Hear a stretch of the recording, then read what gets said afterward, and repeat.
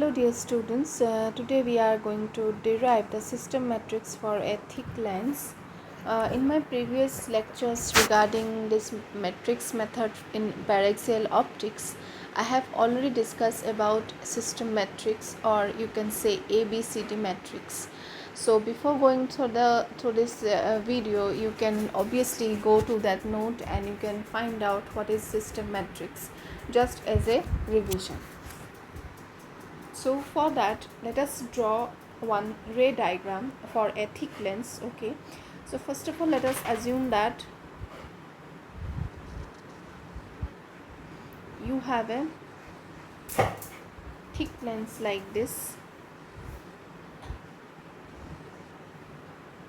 Okay, and this is the principal axis. So this particular surface has a radius of curvature r1, and this particular surface has a radius of curvature r2.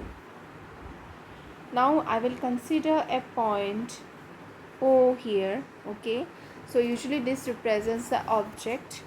From here a ray of light is coming out like this. Okay, and it is incident at this point P. Then after passing through that particular system, okay, that means the thick lens, that is called here it is going then it will be again coming out to the point Q, and it will meet at this point. So this is object, obviously we will represent it as image. So that is about the ray diagram. Now as usual for a system matrix or matrix method in paraxial optics, we need to give coordinates to the ray of light at different points. So at present our point of concern is P and Q. Okay, so let us assume that at the P the height is approximately x1. Okay, and let us assume that at Q the height is x2. All right, and I will assume that this particular lens is of thickness T. Okay, and it has a refractive index noted by N.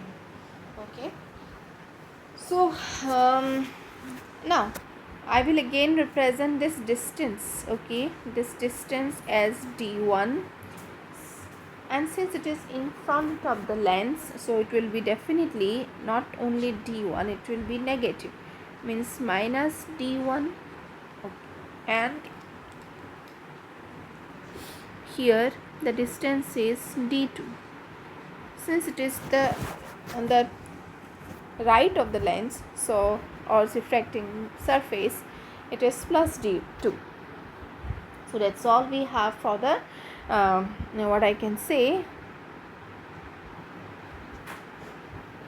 that's all we have for the ray diagram for this thick lens. Now our aim is to determine that system matrix for this particular situation. Okay, for a thick lens. So now coordinates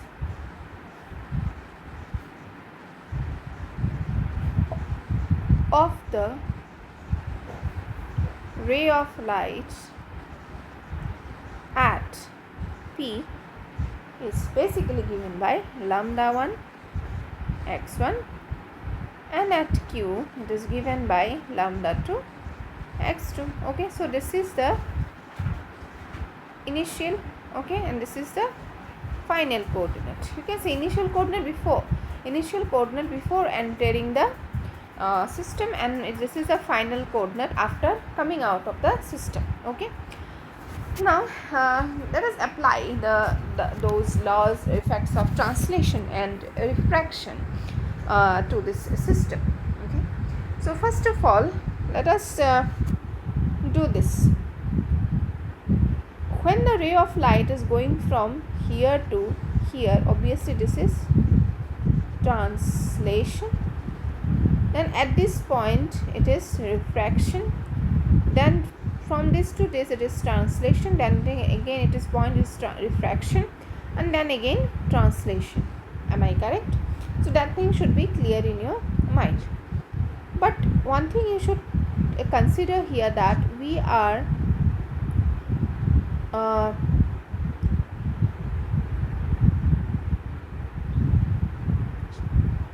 wait. So we are basically concerned about this situation, okay, and we have the coordinate here and then we have the coordinate here, okay. So what we will be connecting through three processes. First thing that will be is here, it will be when the ray of light entering, so here it will be refraction, then here it will be translation, and here again it will be refraction. Fine. So to obtain this particular coordinate, that means lambda 2 x2, this particular coordinate, that means lambda 1 x1, has to go through first of all refraction, then translation, and then again refraction. Then only you will get this particular final situation. So I will try to write in short. So lambda 2 x2 is basically is written as, see, this is the initial one, lambda 1 x1. First thing that happens is r1 means refraction, then translation, then refraction, okay. So I will name it as r1 and this is as r2. So first refraction, then translation, and second refraction, okay. So I hope you remember the translation and refraction matrices that we have already studied. So it will be lambda 1 x1. All right, so let us first of all write down first this one, this refraction matrix, okay. So refraction matrix goes like this: minus p1, then 0, 1, okay. Then for now we will try for translation matrix. So obviously this is 1 and 1, this is 0, and then it will be d by means distance by refractive index. So here in our case distance is t and refractive index is n, okay. And then I will try to write this one. So again, so it will be 1 and 1, this will be minus p2 and this is 0. So this is lambda 2 x2. All right, so we will just mark it, okay. So we will mark it as equation number 1, okay. So after that, what is our next step, where I would like to mention to all of you that what are p1 and p2, okay. Let me just write down p1 and p2, okay. So first of all, p1 is nothing but, you see, come back to this thing, p1 is nothing but refractive index, difference of refractive index. What is the refractive index here? This is n, here this is air, so it is 1, so it will be n minus 1, okay. And what is that radius of curvature here? r1. So p1 is equal to actually n minus 1 by r1, and p2 equal to, see, what is the final refractive index for the second surface? 1, and initial refractive index is n, and what is the radius of curvature is r2. So it will be 1 minus n, okay, divided by r2. Sorry, let me write it properly.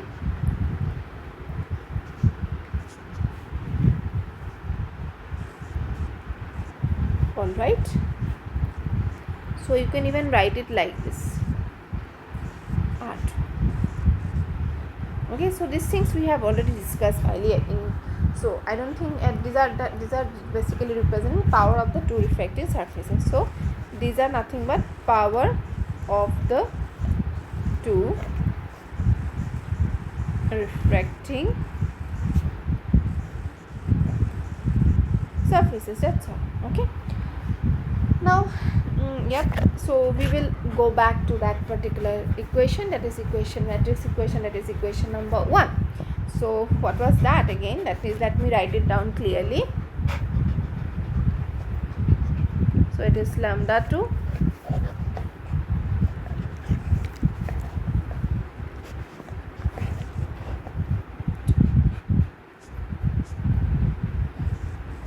x2, it goes as 1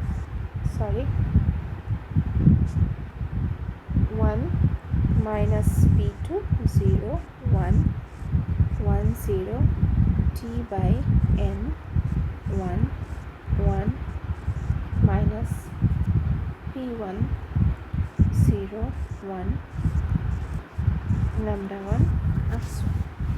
Okay, so if you multiply all of this, all metric multiplication you need to do. I am not going to do it step by step.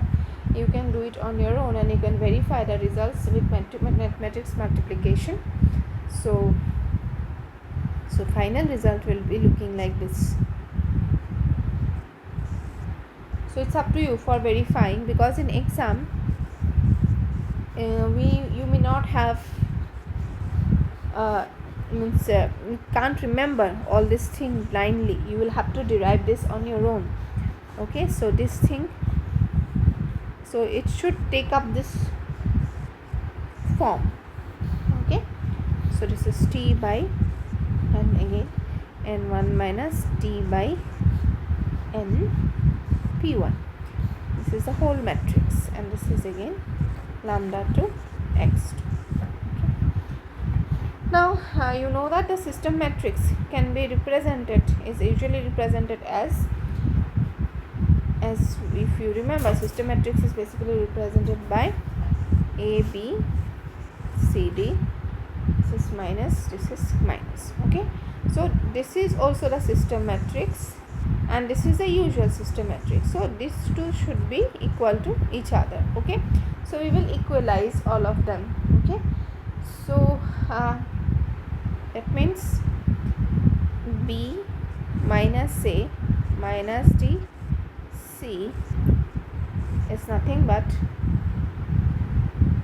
1 minus p2t by n, then minus p1, so minus p2, 1 minus p1t by n, t by n, 1 minus p1 t by n, so the whole thing. Okay, so that means this thing should be equal to this thing, this thing should be equal to this thing, this thing should be equal to this thing, and this thing should be equal to this thing. Okay, so we are pretty much sure about that. But you know, for a thin lens, okay, if you are considering a very thin lens, what happens? For a thin lens, thickness is approximately negligible. Okay, thickness is approximately equal to 0. So what happens? B minus a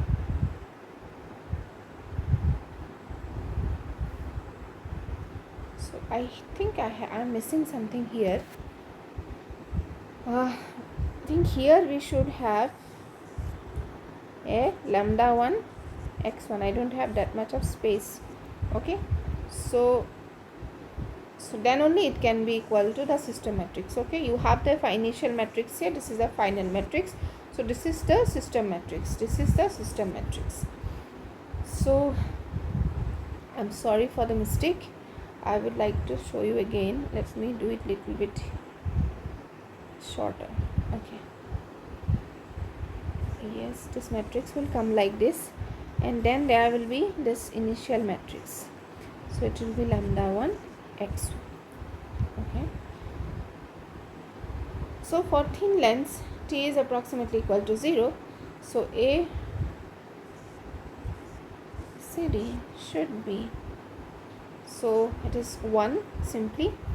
This thing comes, this thing becomes 0. So it is minus p1 minus p2. This is 0 and this is 1. You see, so this becomes, let it be our, let it be, this is equation number 2, and let it be equation number 3. Okay, this is exclusively for thin lens. Okay, so that means a equal to p1 plus p2, b equal to 1, c equal to 1, d equal to 0. Okay, so this is the condition for thin lenses. Okay, so if somebody asks you what is the, so we can write what is the system matrix for a thin lens, so it should be very easy for you to write. System matrix for a thin lens is S suffix thin is equal to 1 minus P1 minus P2 0 1. So that's all. Okay, so this is exclusively for thin lenses, so we can't stop it there. So again, going back to the first thing, again substituting this above values. Okay, so if you put all these values, and then we need to go back to equation number 40. Means there is an equation I would like to remind you, we have already done in our previous video. So if you remember that we have already done one section where imaging,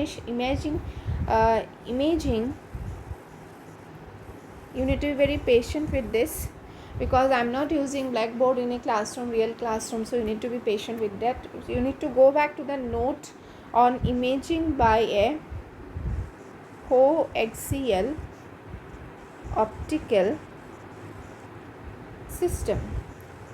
Okay, so if you go back to that thing, you may see that the diagram is almost like this. Almost the ray diagram is looking like this only. Okay, little bit quite messy here. Let me remove all this thing, then it will be easier for you to remember. Okay, okay, so if you go to the section imaging by an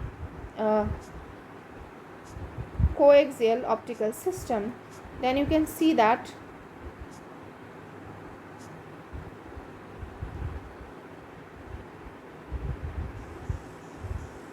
the ray diagram is quite similar to this one. Okay, so this is also a coaxial optical system. So if you go back to coaxial optical system, you can see that we also derived a system matrix there. Okay, so if you remember, the system matrix looks like this.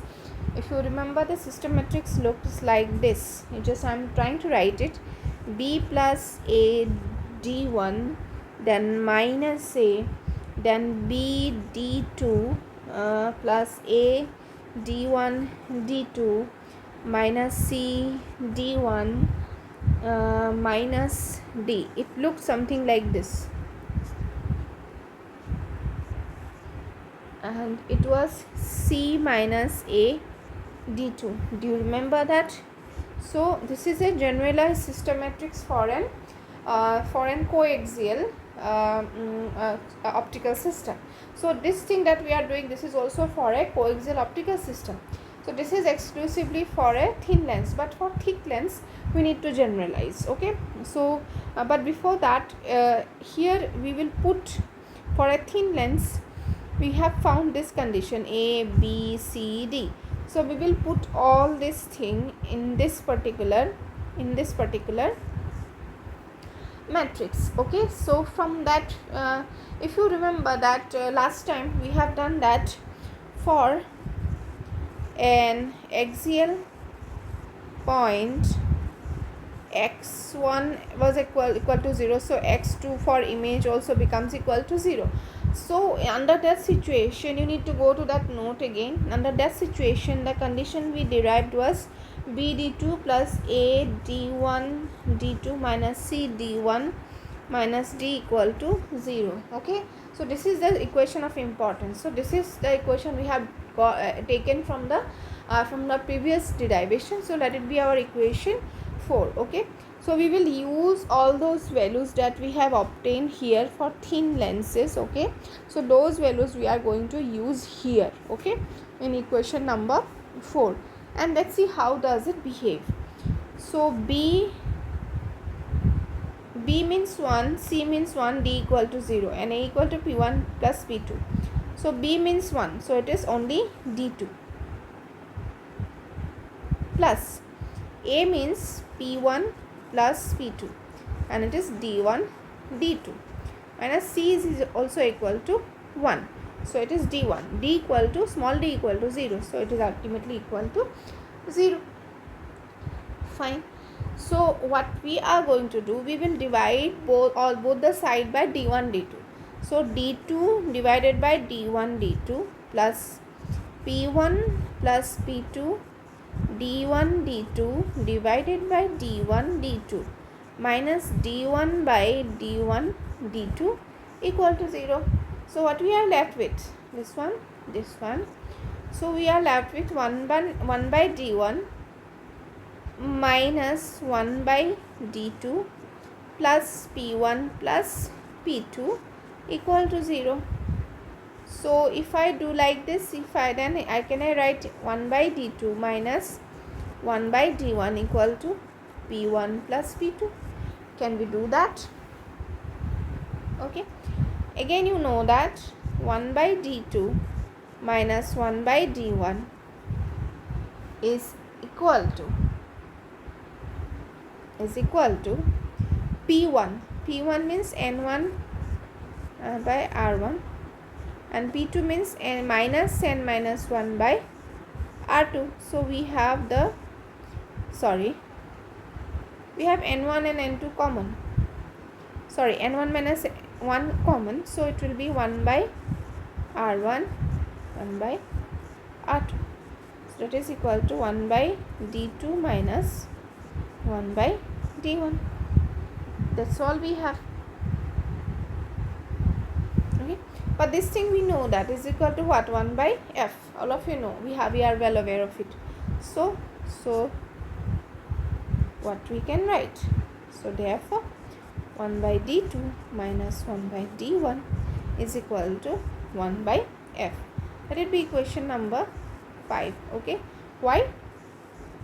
Since n minus 1 by r1 minus 1 by r2 is equal to 1 by f. Okay. Right. So let us again have a look in this particular.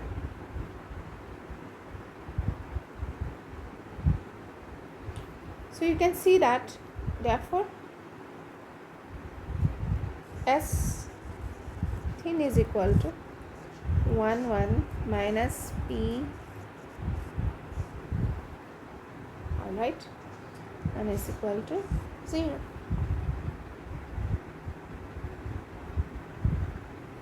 Fine. So see, P1 plus P2 is nothing but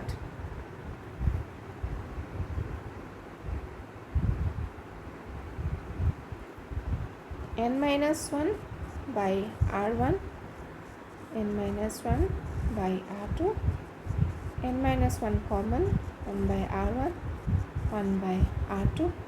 So that is nothing but 1 by f. Okay.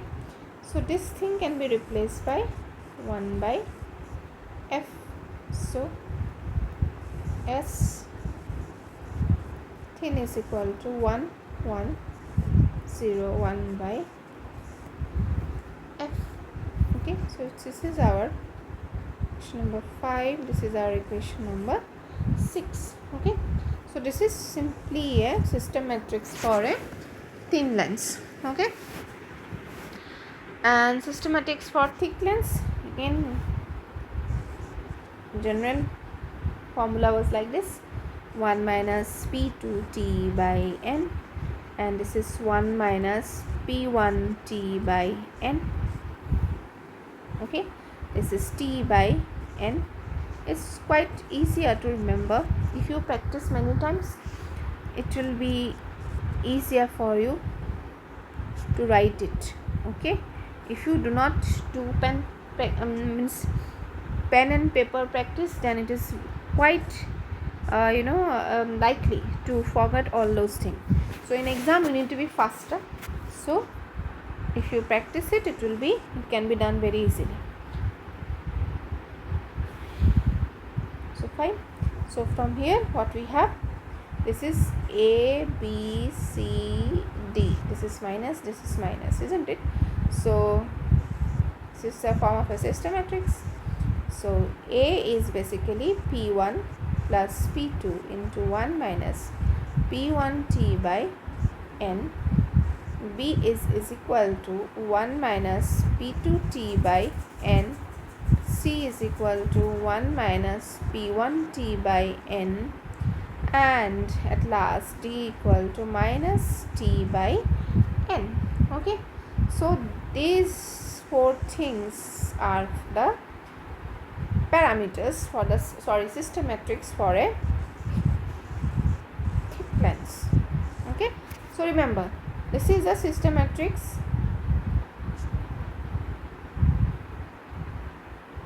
This is the system matrix for thick lens, and this is the system matrix for thin lens. Okay, that's all for today. So if you have any doubts, feel free to discuss with me.